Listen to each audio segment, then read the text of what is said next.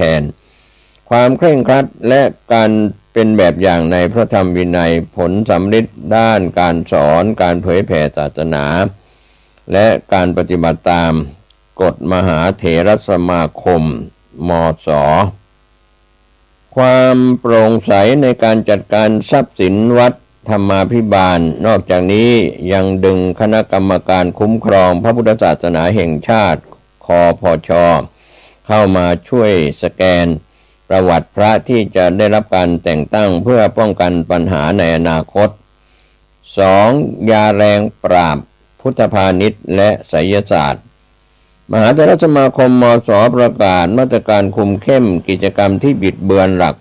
ศาสนาโดยมีคำสั่งห้ามดำเนินการดังต่อไปนี้ในเขตพุทธสถานการสร้างหรือโปรโมทวัตถุมงคลเครื่องรางของขลัง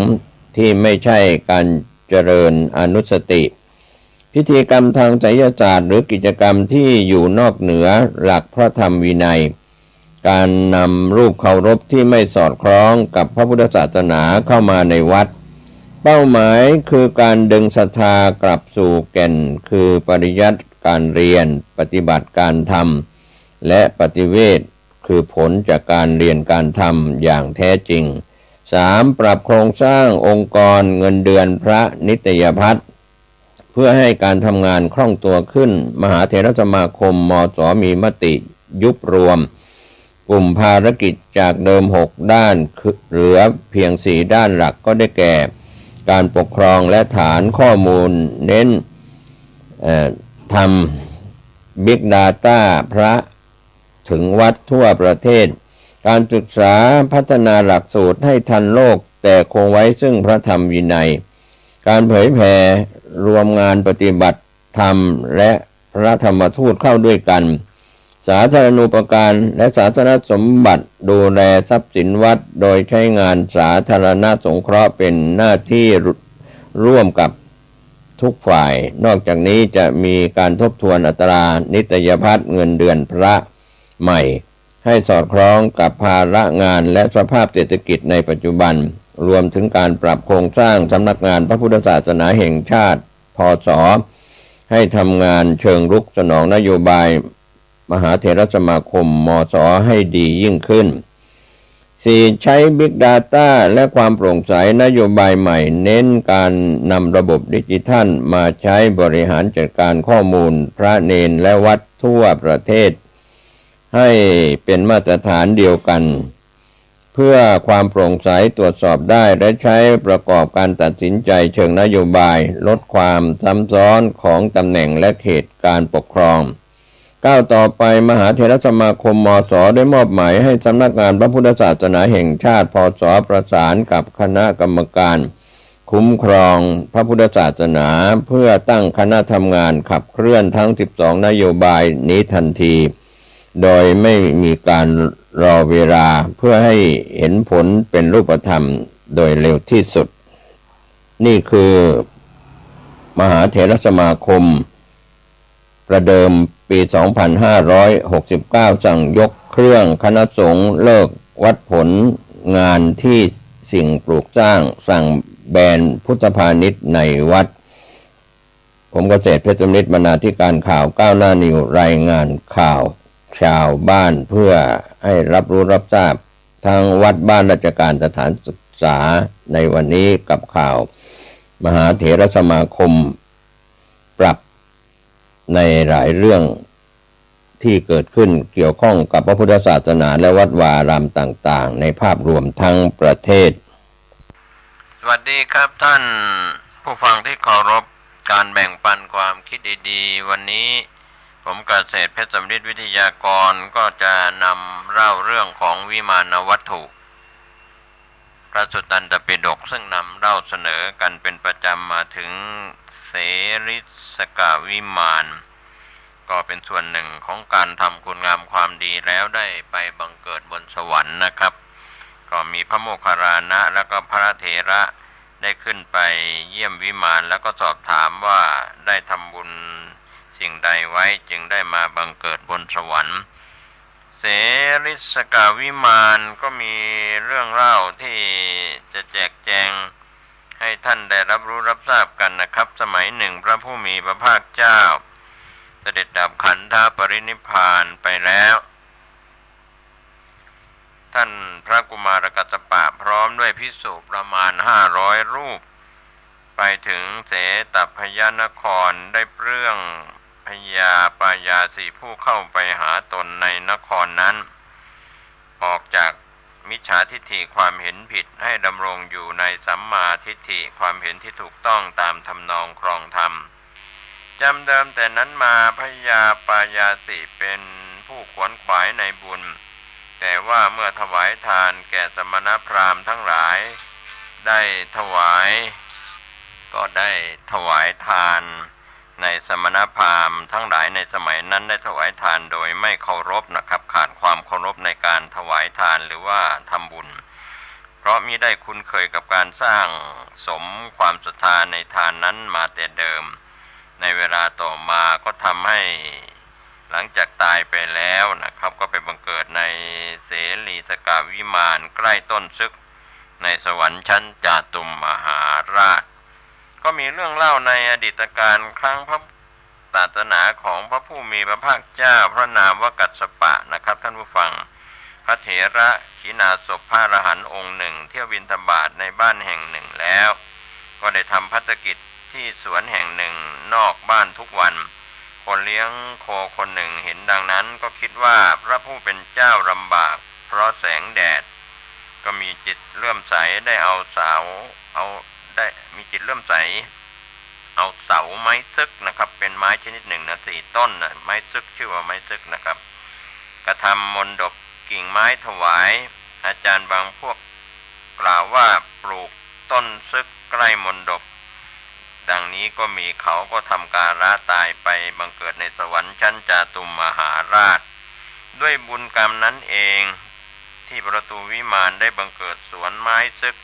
ซึ่งมีดอกสะพรั่งพร้อมด้วยสีและกลิ่นงดงามอยู่ทุกเวลา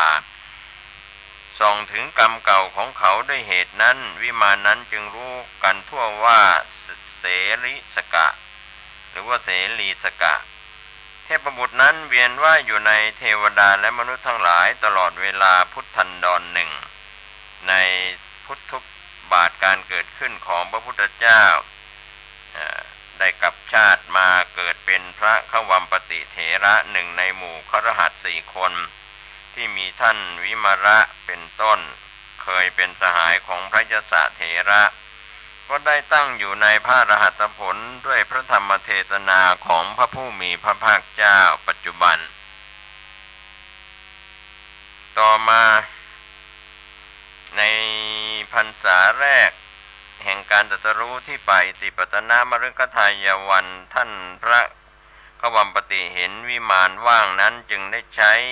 อิทธิฤทธิ์ไปพักกลางวันที่วิมานนั้นอยู่เนืองๆด้วยอำนาจบุญกรรมที่เคยสั่งสมไว้ในการก่อนต่อมาพระขวัมปติพบปายาสีเทพบุตรในที่นั้นก็ถามว่าผู้มีอายุท่านเป็นใครเมื่อปายาสีเทพบุตรตอบว่าข้าแต่ท่านผู้เจริญข้าพเจ้าคือพระยาปายาสีมาเกิดในที่นี้จึงกล่าวว่าท่านเป็นมิจฉาทิฏฐิมีความเห็นผิดมีทัศนะวิปริตมิใช่หรือมาเกิดในที่นี้ได้อย่างไรครั้งนั้นปายาสีเทพบุตรก็กล่าวว่าพระเถระว่าพระผู้เป็นเจ้ากุมารกัสสปะเถระได้เปลื้องข้าพเจ้าจากมิจฉาทิฏฐิความเห็นผิดแล้วแต่ข้าพเจ้าบังเกิดในวิมานว่างก็ด้วยบุญกิริยาที่กระทำโดยไม่เคารพดีต่อพระคุณเจ้าแล้วเวลาท่านกลับไปมนุษยโลกขอท่านโปรดบอกกล่าวแก่ชนบริวารของข้าพเจ้าว่าพญาปายาสิทธิ์ถวายทานโดยไม่เคารพจึงมาเกิดในวิมานไม้ซึกซึ่งเป็นวิมานว่างท่านทั้งหลายจงทำบุญโดยเคารพตั้งใจให้แน่วแน่เพื่อมาเกิดในวิมานนั้นพระเถระก็ได้กระทำอย่างว่านั้นเพื่ออนุเคราะห์เทพบุตรนั้นแม้พวกชนบริวารเหล่านั้นฟังคำของพระเถระแล้ว ก็ตั้งใจทำบุญอย่างนั้นโดยบังเกิดในเสรีสกวิมานไม้ซึกท้าวมหาเวสสุวรรณได้แต่งตั้งเสรีสกเทพบุตรให้เป็นเจ้าหน้าที่ผู้อารักขามัคคาทางเพื่อจะปลดเปลื้องอันตรายที่เกิดแต่อมนุษย์แก่พวกมนุษย์ที่เดินทางในทางที่ขาดร่มเงาและก็น้ำณพื้นที่ทะเลทรายสมัยต่อมาพวกพ่อค้าชาวอังคะและมคธเอาสินค้าบรรทุกเกวียนเต็มพันเล่มเดินทางไปสินธุประเทศแล้วก็โสวีระประเทศก็เป็นส่วนที่ในเป็นทางทะเลทรายไม่เดินทางในกลางวันเพราะกลัวร้อน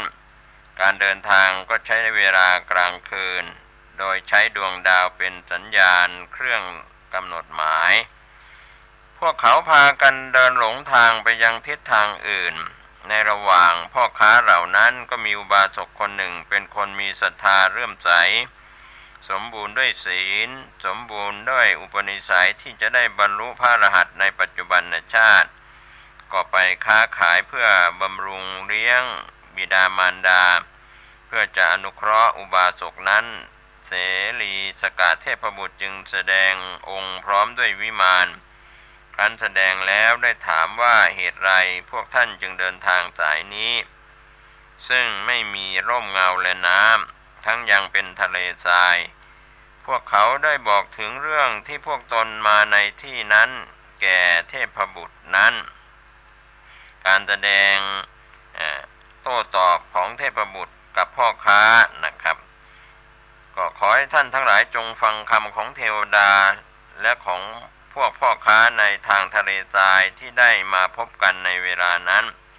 และฟังถ้อยคำที่เทวดาและพวกพ่อค้าโต้ตอบกันโดยประการใดขอท่านทั้งปวงจงฟังคำนั้นโดยประการนั้นเถิดยังมีพญานามว่าปายาสิมียศถึงความเป็นสหายของภูมิเทวดาบันเทิงอยู่ในวิมานของตนเป็นเทวดาได้มาสนทนากับพวกมนุษย์บัดนี้ก็เป็นคำถามของเทพบุตรว่าดูก่อนมนุษย์ทั้งหลายพวกท่านกลัวทางคดเคี้ยวใจ